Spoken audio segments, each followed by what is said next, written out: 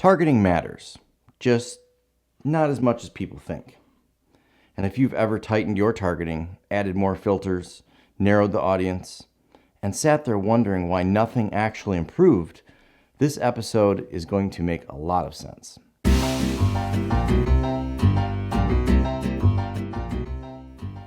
Let me be clear up front. Targeting definitely does matter. This isn't an anti-targeting rant. It's not a blast it to everyone and hope argument. God knows I've worked with plenty of people who thought hope was a good strategy. It's not.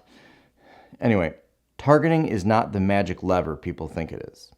A lot of businesses believe that if they just get more precise, better demographics, tighter interests, more filters, everything will suddenly start working. And when it doesn't, the instinct is almost always the same. Get tighter, narrow it again, stack more criteria, shrink the audience. But that rarely fixes the real problem. And here's why.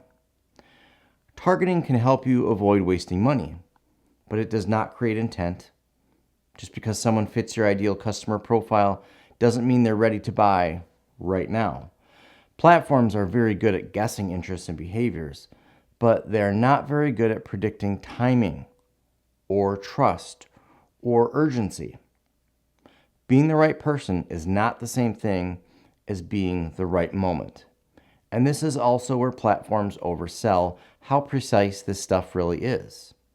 In market doesn't mean ready to purchase. Interested in something doesn't mean someone is actively looking at this very moment for that something. Most of this targeting is based on patterns, not decisions, and people change faster than those patterns update. Let me give you a real example. I once worked on a campaign where the results were kind of boring, actually. They were fine. They weren't amazing. They weren't terrible. But instead of stepping back and asking bigger questions, the immediate reaction to the question of how can we make it better was to actually tighten the targeting.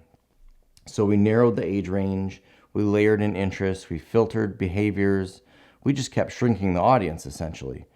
And on paper it looked incredible. The perfect customer. But performance didn't improve, it actually got worse. Costs went up, volume went down, and suddenly everyone was asking, why aren't these people converting? The mistake was assuming that more precision would solve the problem. So next, we tried the opposite. We loosened the targeting slightly. We didn't go crazy, but just enough to let more people in. And more importantly, we simplified the message. Same offer, same budget, same platform, clear headline, more direct language, less cleverness, and that's when performance improved. Not because we found better people, but because the message finally landed with the people who were already there. And that's the part nobody really likes to admit. When ads don't work, we blame the audience. Wrong people, bad leads, low quality traffic. But more often than not, the issue isn't who saw the ad, it's how the ad landed. And that's where familiarity starts to matter more than precision. People don't usually buy from the first ad they see.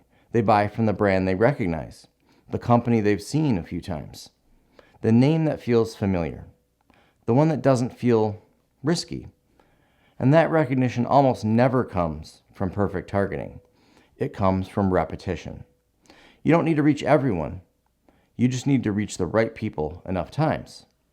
And this is where message beats audience.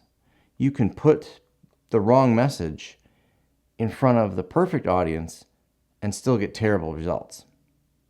But a clear, relevant message shown consistently will outperform a clever ad shown once to a perfectly targeted group. Most ads don't fail because the audience was wrong. They fail because the ad is unclear, it's forgettable, or trying too hard. We've all seen some horrible ads. They sound like marketing, they talk about features instead of problems, they assume too much, too fast, and no amount of targeting fixes that. So what is the point of targeting then, right? Who and what is targeting actually for? Well, targeting is great at preventing obvious waste. Wrong geography, wrong service area, wrong age. If you're a local business, you don't need clicks from 3 states away, right?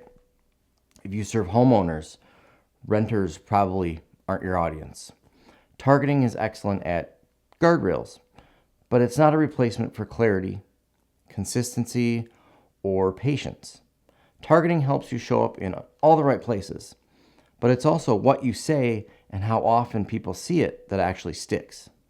If your marketing isn't working, tightening your audience is usually the last thing to fix. The better questions are, is the message clear? Is it consistent? And does it sound like something a real person would trust? Because most of the time, the fix isn't better targeting, it's better marketing.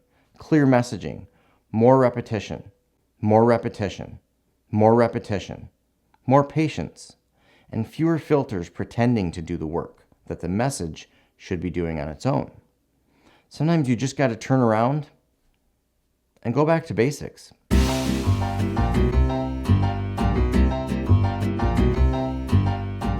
This Might Be Wrong is available on YouTube and wherever you get your podcasts.